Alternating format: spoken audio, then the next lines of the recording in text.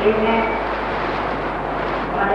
बताएंगे कि रिवाज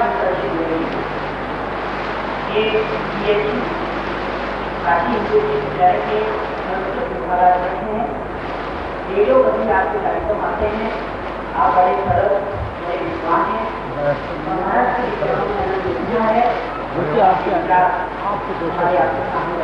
पानी में थोड़ा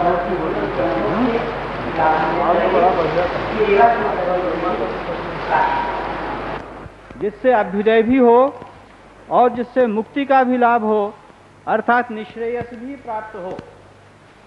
ये विकल्प की बात हुई, अर्थात तत्र अभ्युदयस्यापि वैकल्पिकत्वं निश्रेयसस्यापि वैकल्पिकत्वं ऐकान्तिकत्वेन निश्रेयसस्यापि वर्णनं कर्तुं शक्यते अभ्युदयस्यापि उभयोः अब्धरहितत्वं तत्र नास्ति। एक सूत्र मुझे मिला है हेमाद्रि की रघुवंश की टीका में, उसमें लिखा हुआ है यतोऽभ्युदयो निश्रेयस हेतु स्वधर्मः। केवल निश्रेयस का नाम धर्म नहीं है, उस निश्रेयस को हम धर्म कहते हैं, अथवा उसको हम धर्म कहते हैं जिसमें निश्रेयस अभ्युदय के द्वारा प्राप्त हो। यतोऽभ्युदयो निश्रेयस हेतु, बहुत बड़े धर्मशास्त्री थे जिनका यह सूत्र है, जिन्होंने ये उद्धरण दिया है रघुवंश में, यतोऽभ्युदयो निश्रेयस हेतु स्वधर्मः। उसके दर्शन यहाँ अभी हुए। जो बालक छोटा सा यहाँ आया था, जिसने आपके सामने गुरुवंदना प्रस्तुत की, वो बालक जिस शरीर से परंपरा हमको प्राप्त हुआ है, वह शरीर वीतराग महात्मा के रूप में आपके सामने यहाँ विद्यमान है। अतः पितामह के रूप में तपस्या कर रहे हैं उसी वंश के एक वंशधर, और पौत्र के रूप में उसी वंश का एक वंशधर हमारे समक्ष स्तुतिगान कर रहा है अपने पितामह की। इससे बड़ा धर्म का कोई स्वरूप नहीं हो सकता। ये मैं नहीं कह रहा हूँ, ये मेरी बात नहीं है, ये बात है महाकवि कालिदास की। कालिदास ने रघुवंश के अष्टम सर्ग में पिता और पुत्र का वर्णन किया है। पिता हैं रघु, महाराज रघु, और पुत्र हैं अज। महाराज रघु ने अपना राज्य अज को दे दिया। अज ने भी पिता की आज्ञा थी इसलिए उसे स्वीकार किया। कालिदास ने लिखा, दुरितैरपि कर्तुमात्मसात् प्रयतन्ते नृपसूनवो हि यत् तदुपस्थितम् अग्रहीतजः पितुराज्ञेति न भोग तृष्णया। राज्य को उसने पिता की आज्ञा के रूप में शिरोधार्य किया। और रघु ने क्या किया? रघु ने वानप्रस्थ ग्रहण कर लिया। धर्मशास्त्रियों का कहना है कि वानप्रस्थ ग्रहण किया, कुछ लोगों का कहना है कि संन्यास ग्रहण कर लिया। परंतु किया क्या उसने? उन्होंने योग साधना की, और वहाँ दोनों पिता और पुत्र का वर्णन कालिदास ने 8 श्लोकों में किया है। अकरो दचिरेश्वरः द्विषदारंभ फलानि भस्मसात्। जो अज था वो शत्रुओं के द्वारा जो षड्यंत्र किए जाते थे, उन षड्यंत्रों को समाप्त कर रहा था, भस्म कर रहा था। और पिता क्या कर रहे थे रघु? वे अपने कर्मों के जो फल थे नैष्कर्म सिद्धि के द्वारा उनको समाप्त कर रहे थे। आज का अपने मंत्रियों के साथ प्रतिदिन अपने राज्य के विषय में परामर्श हुआ करता था। सचिवै सार्वम, सचिवों के साथ वो विचार करता था। और रघु क्या करते थे? रघु आप्तैहि समयाय योगिभिः, जो आप्त योगी थे, जो वंचक योगी नहीं थे, वंचक भी उस समय होते रहे होंगे।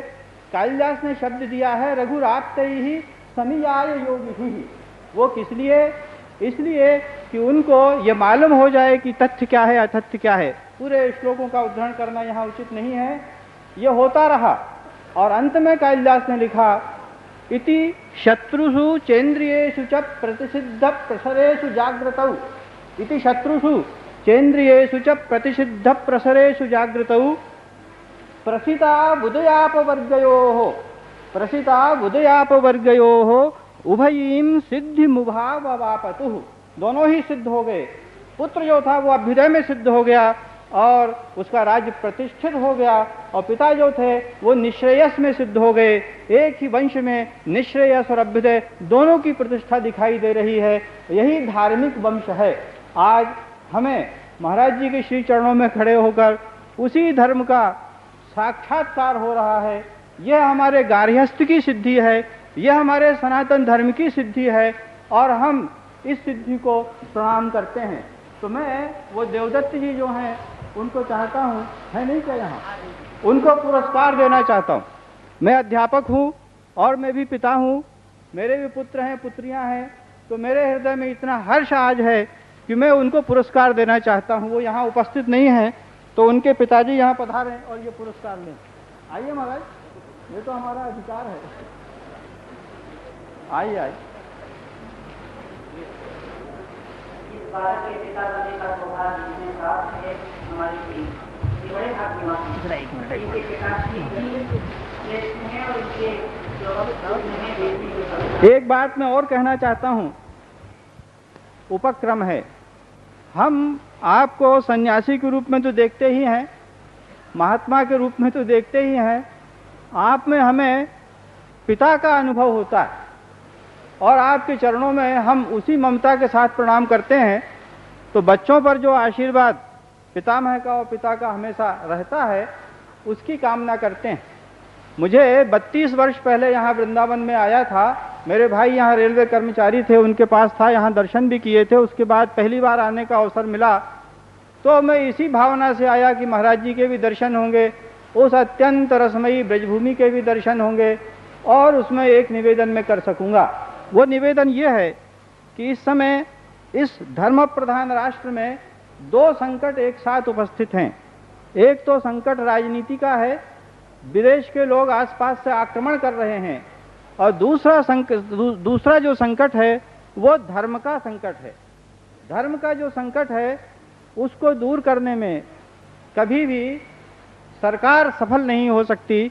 उसका पूरा दायित्व तो आप जैसे महात्माओं के ऊपर है और हम जैसे अध्यापकों के ऊपर है।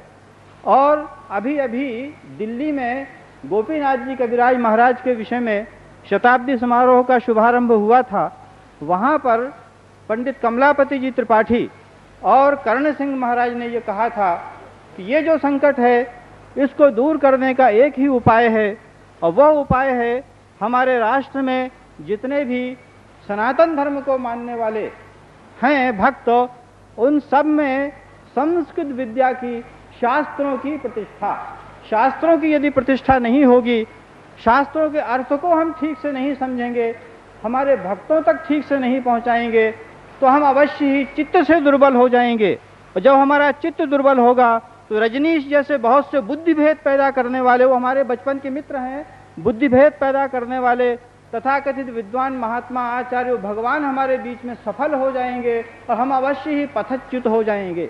मेरा ये निवेदन है कि सभी महात्मा जन जहाँ आश्रमों का निर्माण कर रहे हैं, बड़े बड़े श्रीपति, हमारे बिरला परिवार से हमारा विशेष अनुरोध है, वो बहुत बड़े बड़े कई करोड़ के अरबों के मंदिर बनवा रहे हैं। एक जयपुर में भी बन रहा है, कलकत्ते में भी बन रहा है, बनारस में भी बना हुआ है, और भी जगह बन रहे हैं। वो सब करते आए, किंतु उसके साथ साथ शास्त्रों की प्रतिष्ठा के लिए जो उपक्रम अपेक्षित है उसमें जो कमी इस समय दिखाई दे रही है, उनके रहते हुए हमारी ये प्रार्थना है संत महात्माओं के चरणों में अध्यापक होने के नाते कि वो कमी दूर होनी चाहिए।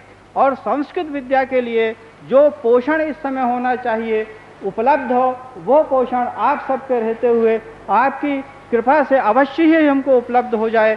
और यदि वो उपलब्ध नहीं होता है तो हम अवश्य ही संकट में हैं, हमको बाहर से कोई नहीं बचा सकता है। इसी प्रकार एक प्रश्न है गौ माता का। गौ माता के विषय में मुझे ये मालूम हुआ है कि लगभग 10,000 गायें प्रतिवर्ष प्रतिदिन 10,000 गायें प्रतिदिन हमारे देश में, जो कि धर्म प्रधान देश है, उसमें काटी जा रही हैं। और यह कहा जा रहा है कि अगले 10 वर्षों में गोवंश जो है वो केवल स्मरण का विषय रह जाएगा, वो हमारे जीवन का जो साथ है। माने ये कहा जाता है कि जिस घर में गाय न हो वो घर घर नहीं है। प्रणौमि क्वणदोंकार मणिघंटा विभूषिताम कवि लोग कुटुंबस्य कामधेनु सरस्वतीम।